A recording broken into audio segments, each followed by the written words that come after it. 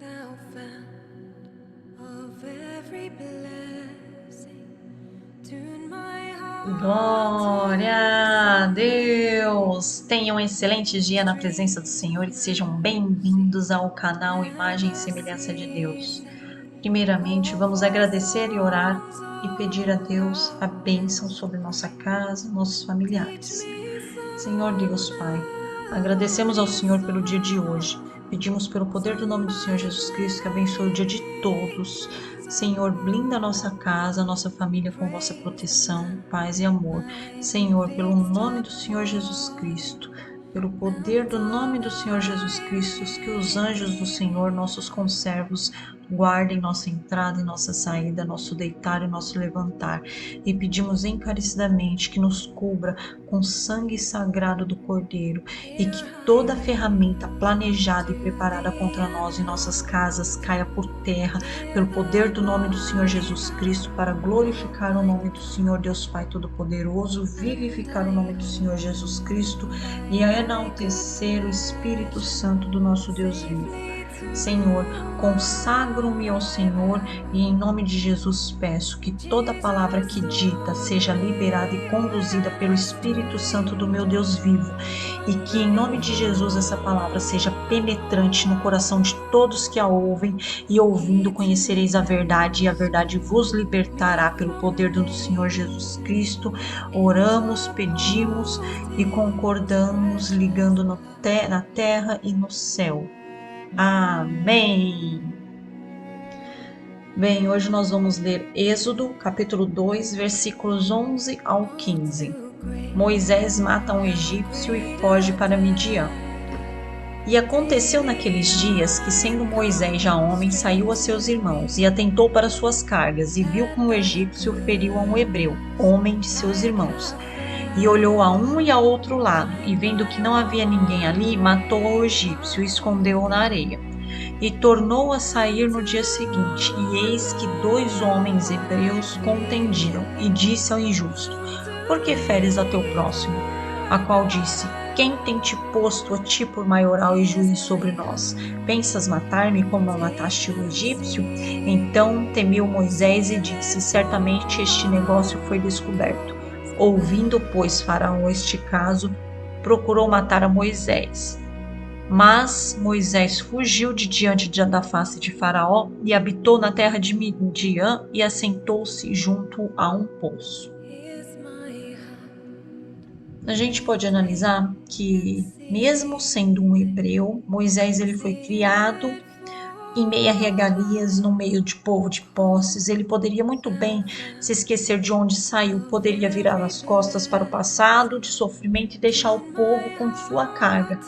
Afinal, Moisés ele estava vivendo uma vida excelente em comparação aos seus irmãos hebreus. Ele poderia simplesmente deletar sua origem e decidir viver e morrer como um egípcio. Seria muito mais fácil dar as costas para a pobreza, miséria e sofrimento. Mas Moisés, quando sai, diz o texto, ele não saiu em busca de tesouros, nem em busca dos egípcios que dava a ele toda a regalia. Mas Moisés saiu em busca dos seus irmãos hebreus e atentou-se para suas cargas. E o que aconteceu? Ele praticou justiça com as próprias mãos quando viu um egípcio oprimindo um dos seus irmãos hebreus. Então ele queria praticar justiça, mas foi condenado pelo seu próprio irmão hebreu. Então, analisando as escrituras, a gente pode dizer que Moisés ele foi corrompido pela convivência com os egípcios, porque afinal a todo instante os egípcios estavam oprimindo o povo hebreu e praticando crueldades contra o povo de Deus. E a conduta de matar um egípcio poderia ter sido pelo convívio com os próprios egípcios. Moisés, como filho de Joquebede, ele teve uma excelente instrução dada pela mãe, que ensinou que ele era um hebreu e que deveria seguir princípios e seguir um Deus. Mas analisando, a gente pode ver que Moisés ele pertencia à tribo de Levi, Coate e Arão. E em Gênesis capítulo 49, versículo 1, 5, 6 e 7, a gente pode se atentar a uma bênção que foi dada a Levi e a Simeão por Jacó. Vamos ler versículos 5, 6 e 7. Simeão e Levi são irmãos, as suas espadas são instrumentos de violência. No seu secreto conselho não entre minha alma, com sua congregação minha glória não se ajunte. Porque no seu furor mataram homens, e na sua teima arrebataram bois. Maldito seja o seu furor, pois ele era forte, e a sua ira, pois ela era dura. E os dividirei em Jacó, e os espalharei em Israel. O motivo dessa bênção, ela está no capítulo 34, que explica que a única filha de Jacó, ela foi desflorada, desonrada por Siquém, filho de Amor, Emeu, príncipe da cidade de Siquém, onde Jacó foi habitar com a sua família.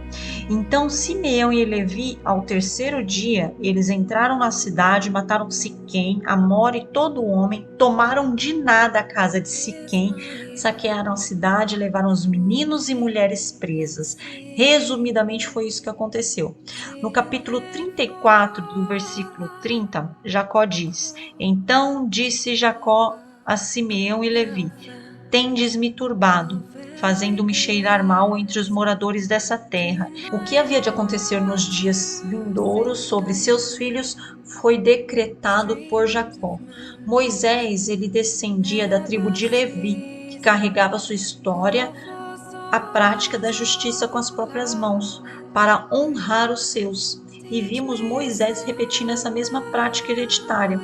Eu poderia usar o termo maldição hereditária, mas Jacó, ele amaldiçoou o furor e a ira contidas nos filhos, não propriamente os filhos. E se observarmos, Moisés ele estava replicando essa prática dos seus antepassados. Simeão e Levi derramou sangue para honrar Diná, de ter sido desflorada e de ter tido sua pureza tirada pelo abuso que foi submetida. Moisés agora ele estava derramando sangue para honrar e libertar seus irmãos das opressões praticadas pelos egípcios. Após matar o egípcio, Moisés ele sai no dia seguinte e ele vê os dois irmãos hebreus que contendiam, e disse ao injusto, em Êxodo 2:13. Nós lemos aqui, capítulo 2, versículo 13. Por que feres o teu próximo? E Moisés foi questionado pelo próprio hebreu quando disse a Moisés, em Êxodo 2:14. Quem tem te posto a ti sobre nós por maioral e juiz sobre nós? Percebam, a relação entre os atos praticados por Levi, a bênção dada por Jacó e a repetição da prática de justiça por Moisés, mas em contextos diferentes. Ao viver no palácio e aprendendo os costumes, tendo acesso ao faraó e desde já tendo influência sobre o povo hebreu, Moisés ele poderia permanecer conivente com as práticas de abuso e opressão sobre o seu povo e poderia se manter isento, recebendo as regalias do palácio. Mas ao escolher libertar o seu irmão da opressão do hebreu naquele dia, mesmo que temporariamente, Moisés cometeu a ação de matar o egípcio e ao tomar consciência do ato, ele ficou com medo de ser descoberto e foge. O propósito de Moisés ele estava atrelado ao que justamente o fez fugir, que era libertar o povo hebreu da opressão do faraó. Mas Moisés tinha tudo o que ele precisava para o mover de Deus na sua vida, para ele cumprir o propósito? Aparentemente sim, mas o essencial Moisés não estava tendo. Apesar de ter regalias que nenhum outro hebreu tinha, conhecer os costumes egípcios e ter acesso ao faraó, Moisés ele não tinha o que era mais importante, que era a presença, o acesso ao Senhor Deus Pai Todo-Poderoso. Em 1 Coríntios, capítulo 15, versículo 33, nós lemos: Não vos enganeis, as más conversações corrompem os bons costumes. O que a gente pode dizer com esse capítulo? O ambiente e as companhias estavam atrapalhando e impedindo que Moisés ouvisse a voz de Deus. Não vimos em nenhum momento ser mencionado na Bíblia que Moisés ele se relacionava com Deus durante o tempo que ele vivia com o povo egípcio. Algumas vezes é necessário sair de onde estamos e ir para ambientes sagrados, consagrados a Deus, para ouvi-lo. Se Deus quisesse, sim, ele falaria com Moisés, mesmo no reino egípcio, pois Deus tudo pode quando ele quer. Isso é dito em Isaías capítulo 43, versículo 13. Ainda antes que houvesse dia, eu sou, e ninguém há que possa fazer escapar das minhas mãos. Operando eu, quem impedirá? Mas sabemos que precisamos acionar a nossa fé, e através da nossa fé, oração e outras práticas, então nós estaremos alinhados ao agir de Deus Pai, Deus Filho e Espírito Santo. Então nós estaremos alinhados para ouvir ao nosso Deus. Nós somos altamente reagentes, reagimos ao ambiente, pessoas, imposição de mãos, palavras, e nós devemos escolher se nós seremos persuasivos ou se nos deixamos persuadir. Se nós mudaremos o ambiente em que vivemos ou se nós deixaremos o ambiente nos moldar. Isso depende muito do autocontrole mental e espiritual e atuação consciente e intencional de cada um. Existem muitas formas de perder o acesso a Deus e muitas vezes é feito de forma sutil. Por isso a necessidade em estarmos vigilantes em constante oração, meditando a palavra de Deus. O que para muitas pessoas é difícil hoje em dia, porque desde muito cedo nos foi introduzido, imposto outras prioridades. Priorização errônea, quando antes de tudo nós devemos priorizar a Deus. Priorizar a Deus antes de qualquer coisa, independente do momento e da fase que estamos. Mas ao que se refere à palavra de Deus, se nós não formos submissos à palavra do Senhor e resistentes a tudo que desagrada ao Senhor, ou seja, tudo que é ofertado pelo inimigo, nós perdemos esse acesso. Nós nos desconectamos do Espírito Santo. É igual puxar o fio da tomada. Para não perder o acesso, a conexão, nós devemos estar ligados direto, constantemente na linha terra e céu, e essa conexão ela é feita através do Espírito Santo do nosso Deus vivo, que por sua vez vem através da fé, oração e clamor, meditação da palavra, e aciona o nosso espírito, para que então, testificando, venhamos a ter também o Espírito Santo agindo em nós. O que faltava para Moisés viver o propósito dele é o mesmo que muitas pessoas precisam: acesso, e esse acesso se dá na intimidade, no convívio diário. Jesus, ele te chama hoje para viver esse acesso. Ele diz: estou à tua porta com a mudança de vida que você pede. Mas como você quer receber o presente se você não abre a porta para o Espírito Santo entrar? Então recebe. Clama para que o Espírito Santo do Deus vivo venha, e você então abra a porta para que ele possa entrar e viver em você, viver na tua casa. Em João capítulo 14, versículos 16, nós lemos: e eu rogarei ao Pai, e ele vos dará outro Consolador, para que fique convosco para sempre. Pois deixei meu Consolador para vocês, para que não ficassem desamparados. E o Espírito Santo é esse Consolador que nos dá o discernimento da verdade. Então não deixe o seu coração endurecer, abra a porta para Cristo entrar na sua vida através do Espírito Santo do nosso Deus vivo, e só assim você viverá as promessas e bênçãos de Deus. O teu propósito, ele se inicia por obediência e temor. O seu propósito, ele vai servir para alargar a tua tenda primeiramente, servindo a sua família. Então, posteriormente, você serve ao teu irmão em obediência e temor a Cristo, pois Cristo nos amou primeiro. Em João capítulo 15, versículos 12 e 17, nós lemos: diz: este é o meu mandamento, que vos ameis uns aos outros, assim como eu vos amei. Vós sois meus amigos, se fazeis o que vos mando. Então, comece o seu propósito por temor e obediência a Cristo. E o amor de Cristo, ele vai te preencher de tal modo que o teu propósito passa a servir o teu irmão, assim como faria ti mesmo, mas agora já preenchido do amor de Cristo. O mesmo amor que Cristo te resgatou, agora você vai usar para servir e resgatar o teu irmão. Mas isso não se dá da noite para o dia, mas através de prática e constância. A gente só precisa começar, caminhar, estar alinhado com Deus através do acesso.